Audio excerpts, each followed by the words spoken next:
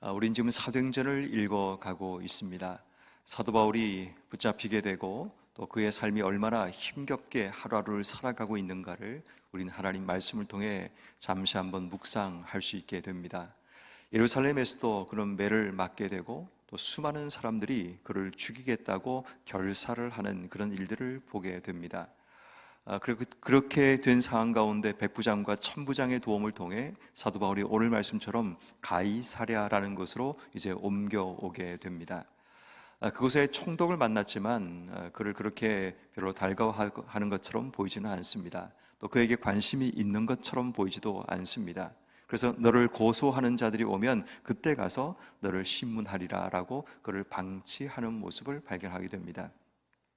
그리고 5일이 지난 이후에 제사장 아나니아와 그리고 어떤 장로들과 그리고 변호사라고 불려지는 더둘로라는 사람이 그를 고발하기 위해 함께 오게 됩니다. 여러분, 참 인생이 힘들지 않습니까? 이런 어려움을 피해서 이곳까지 왔는데 또다시 그를 고소하고 고발하기 위한 사람들의 등장하는 것, 어쩌면 그것은 우리에게 심리적인 위축이 되고 또 두려운 마음을 가지게 만드는 그런 일이 되기도 합니다. 늘 우리의 삶에도 이렇게 우리의 삶을 두렵게 만들고 때로는 우리의 삶을 힘겹게 하는 그런 상황들을 만날 때마다 우리의 마음속에 두려움이 제일 먼저 앞서게 되는 일이 일어나게 됩니다. 특별히 오늘 성경 말씀에 대제사장들과 그냥 단지 장로들만 온 것이 아니라 변호사라고 불려지는 더둘로라는 전문 변호인이 등장했다는 것이 어쩌면 이 종교 지도자들이 완전히 지금 이 사도 바울을 궁지로 몰고 가기 위한 방법이 아닌가를 생각해 보게 됩니다. 그리고 이 더둘로가 와서 그를 고발하는 내용들을 보면 오늘 성경 말씀인 24장 5절 말씀에 4가지를 가지고 그에게 고발하고 있는 모습을 보게 됩니다. 첫 번째는 전염병 같은 자다라고 얘기합니다. 여기서 말하는 전염병 같은 자라는 것은 그 당시에 흑사병, 패스트 같은 이런 질병을 가진 자다라는 겁니다. 이 말은 전염성이 굉장히 강하고 치명적인 타격을 줄 수 있는 자다라는 의미를 품고 있습니다. 지금 이 사람을 여기서 막지 않으면 이 전염병 같은 자가 퍼져나가게 되면 우리 공동체와 우리 사회 가운데 치명적인 손상을 줄 수 있다라는 그런 겁을 주고 있는 내용을 보게 됩니다. 그리고 그 뒤에 보니까 유대인을 다 소요하게 하는 자다라고 이야기합니다. 여기서 쓰여진 소요라는 이 단어는 폭동이라는 의미를 품고 있습니다. 이 폭동이라는 것은 그 당시의 정치인들에게는 굉장히 두려운 부분입니다. 자신이 앞으로 승진하고 또 성장하고 더 높은 곳에 올라가기 위해서 지금 자신이 다스리는 영지라든지 지역 가운데 폭동이라든지 반란이 일어나게 되면 자신의 앞으로 입지에 치명적인 손상을 주는 부분입니다. 그러다 보니까 헤롯 같은 경우도 폭동 문제 때문에 쉽게 예수가 무죄임을 알았지만 예수님을 방면할 수 없는 일이 바로 유대인들이 폭동을 일으키려고 하는 그런 조짐이 나타났기 때문입니다. 다시 말해 유대인을 소유케 한다는 이 말은 이 사도 바울이 사람들을 폭동을 일으키고 로마 정부의 반란을 일으키는 존재라는 그런 이야기를 지금 하고 있습니다. 그리고 그 뒤에 보니까 나사렛 이단의 우두머리다라고 얘기합니다. 종교적인 의미에서 이 사람은 완전히 사이비 종교와 같은 다른 종교를 믿는 사람이다라고 이야기를 하면서 종교적으로, 정치적으로, 사회적으로 문제가 있는 사람이라는 사실을 그가 지금 고발하고 있습니다. 그리고 덧붙여서 그 뒤에 보면 성전을 더럽게 하려 함으로 라고 얘기합니다. 성전을 더럽게 했다는 것이 아닙니다. 성전을 더럽게 하려는 의도 내지는 의혹이 있다라고 어쩌면 이런 의혹을 제기하는 모습입니다. 여러분, 가장 사람들을 힘들게 만드는 게 뭐냐면 증거를 대지 못하면서 의혹만 제기하는 겁니다. 수많은 신문이나 가십 기사들을 보면 의혹을 제기합니다. 이 사람이 이렇더라, 이렇게 될 가능성이 있다더라 라는 이런 의혹을 제기하면 사람들은 그것을 믿어버리는 그런 일이 일어나게 됩니다. 이 더둘로라는 사람이 지금 사도 바울을 고발하는 그 내용들이 얼마나 치밀한지 얼마나 계획적인가를 알 수 있게 되죠. 이 사람이 사회적인 문제이고 당신들의 로마 정부에도 문제가 되는 사람이고 특별히 우리에게도 문제가 되는 사람인데 이 사람은 이런 의혹도 있는 사람이다라고 의혹을 제기하게 되자 어쩌면 그런 의혹을 받게 되면 사람들의 마음은 흔들리게 됩니다. 아, 정말 이 사람이 이런 문제가 있는 사람인데 또 다른 문제를 일으킬 수 있는 의혹이 있는 사람? 그것이 어쩌면 판단하는 사람의 판단을 흐리게 만드는 그런 부분이기도 합니다. 근데 저는 이 더둘로라는 이 변호인을 보면서 어떤 생각이 들었냐면 우리를 참소하는 자 사탄이 기억이 났습니다. 여러분, 사탄은 늘 언제나 우리 인생 가운데 참소하는 자로 등장하게 됩니다. 절대로 본인이 직접 움직이지 않습니다. 그의 하수인들을 통해서 성도들을, 믿는 자들을 참소하는 일들을 우리가 발견하게 됩니다. 늘 언제나 그런 거죠. 너는 예수를 믿는다면서 어떻게 그렇게 살 수 있냐? 너는 예수를 믿는데 어떻게 이 길로 갈 수 있느냐?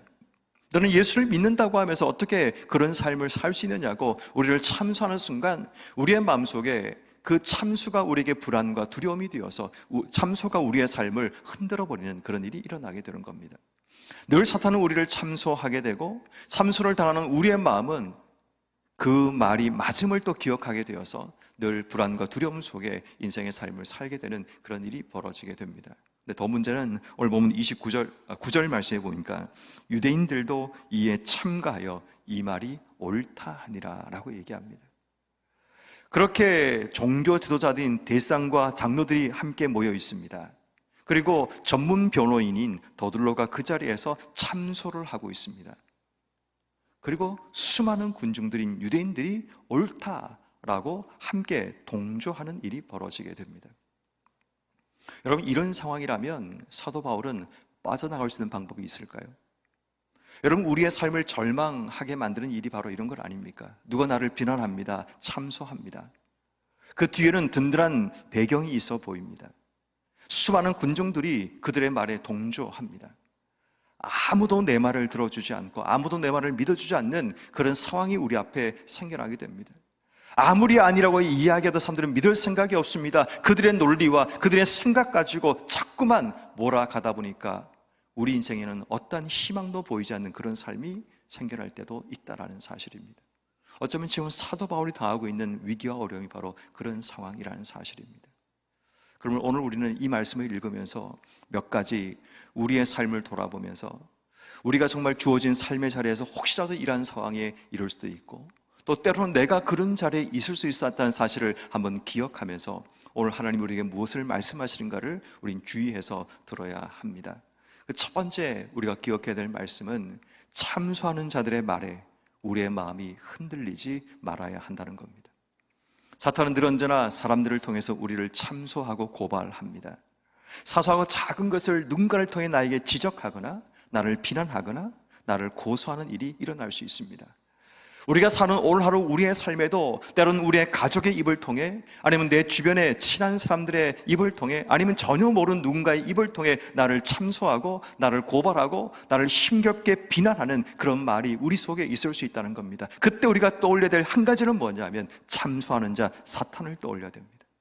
그 사람이 문제가 아니라 그 사람이 나를 참소하고 나를 고발하는 것이 아니라 그 뒤에 숨어있는 세력인 사탄이 있다는 사실을 기억하면 그 사람과의 관계가 어그러지거나 그 사람을 미워하는 것이 아니라 그 뒤에 있는 사탄을 대적해야 된다는 사실을 우리가 기억만 할 수 있다면 우린 그것 때문에 흔들리지 않을 수 있다는 겁니다. 여러분, 우리의 삶이 흔들린 이유가 뭐냐 하면 사람만 보이기 때문에 그 사람과의 감정적인 골이 깊어지게 되고 그 사람을 미워하면서 우리가 똑같은 반응으로 인생의 삶을 살게 되는 겁니다. 그러나 여러분, 만약 우리가 그 뒤에 숨어있는 악한 마귀 사탄이 우리를 참소하기 위해 이 사람을 이용하고 있다는 사실만 기억할 수 있어도 우린 그 사람에게 반응하지 않을 수 있습니다. 흔들리지 않을 수 있습니다. 그리고 우리의 감정이 요동치지 않을 수 있다는 사실을 기억하셔서 참소하는 자가 우리를 오늘 하루 어떤 방법으로 흔들지 알지 못하지만 그러한 위기가 올 때 머릿속에 제일 먼저 떠오르는 한 가지, 이 사람이 아니라 이 상황이 아니라 참소하는 자 사탄이 내 뒤에 있다는 사실을 기억해내서 예수 이름으로 그들을 대적할 수 있는 여러분 모든 삶이 되기를 주 여러분을 축원합니다. 두 번째는 여러분, 혹시라도 우리의 삶이 참소하는 자에 동조하지 않기 위해서 기도해야 합니다. 오늘 9절 말씀처럼 유대인들이 옳다 하며 그들의 말에 동조하고 있는 모습을 발견하게 됩니다. 여러분, 때로 인생의 삶을 살다 보면 누군가가 어떤 사람을 비난하는 자리에 있게 될 때도 있습니다. 또 사람들이 가십하고 있는 그 자리에 내가 끼어 있을 수 있습니다. 나는 그런 의사가 없었지만 그들의 말에 함께 웃기도 하고 그들의 말에 동조하며 나가게 되면 점점 그러한 고발과 그러한 참소하는 자의 힘이 강해지는 것을 발견하게 됩니다.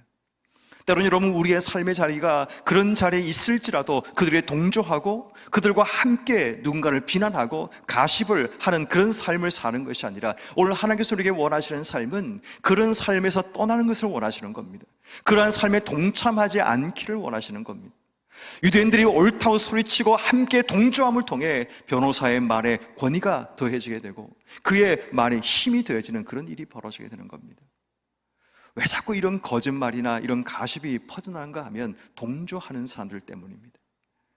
내가 그 자리에 동조하지 않으면, 내가 그 말에 동조하지 않으면, 내가 그런 비난과 사람들을 헐뜯는 일에 동조하지 않으면 그 말이 퍼져나가지 않는데, 문제는 내가 옳다고 소리치고 내가 옳다고 믿고 내가 함께 웃어주기 때문에 그러한 일이 점점 퍼져나가는 그런 일이 일어나게 됩니다. 때로는 교회 안에서도 그럴 수 있습니다. 어떤 사람에 대해서 비난하는, 또 없어하는 그런 자리에 우리가 서게 될 때도 있습니다. 그런데 우리가 그 자리에서 함께 동조하게 되면 그 말은 마치 사실인 것처럼, 진리인 것처럼 힘을 얻게 되고 점점 퍼져나가는 일들을 발견하게 됩니다.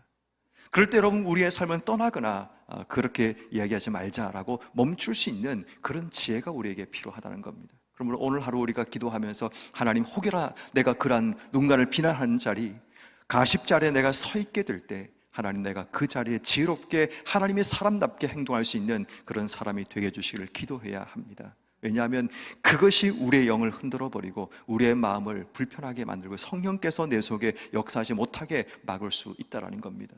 자꾸만 불만을 얘기하고 자꾸만 비난을 얘기하는 사람 가까이 하게 되면 나도 모르는 사이에 그 영이 옮겨오게 됩니다.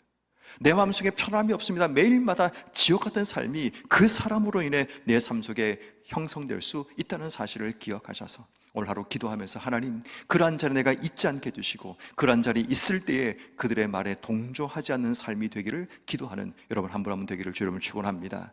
마지막 한 가지 우리가 기억해야 될 한 가지는, 혹여나 우리 인생 가운데도 다 나를 고발하고 비난하고 나를 참소하는 그 자리에 있을지라도 흔들리지 않기 위해서 기도해야 됩니다. 왜냐하면 우리에게는 우리 인생의 변호사인 예수 그리스도가 계시기 때문입니다. 사람을 의지하고 사람을 바라보면 그들의 참소하는 말에, 고발하는 말에 우리의 마음이 흔들리고 힘겨워지게 되지만 우리 인생의 예수님은 우리를 변호하시고 그렇지 않다라고 우리를 인정해 주신다는 것을 기억해야 됩니다.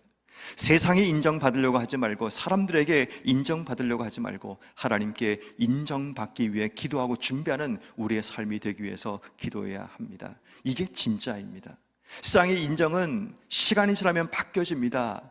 또 움직이게 됩니다. 그러나 하나님의 인정은 달라집니다. 그러므로 우리가 오늘 하루 하나님께 인정받는 삶, 하나님께서 우리를 변호하시는 삶이 되기 위해서 기도하고, 아무리 세상이 나에게 수많은 말로 나를 뜯어내고 또 흔들어 댈지라도 하나님, 내 마음이 잔잔한 바다와 같이 요동치 않고 흔들리지 않는 평안함을 내 속에 허락해 주시기를 기도해야 됩니다. 예수님 외에는 어떤 사람도 어떤 존재도 나를 흔들지 못하게 인도해 주시기를 기도하고, 오늘도 예수로 인해 내 삶 속에 평안이 생기고 기쁨이 생기는 복된 삶을 사시는 여러분 한 분 한 분 되기를 주 이름으로 축원합니다.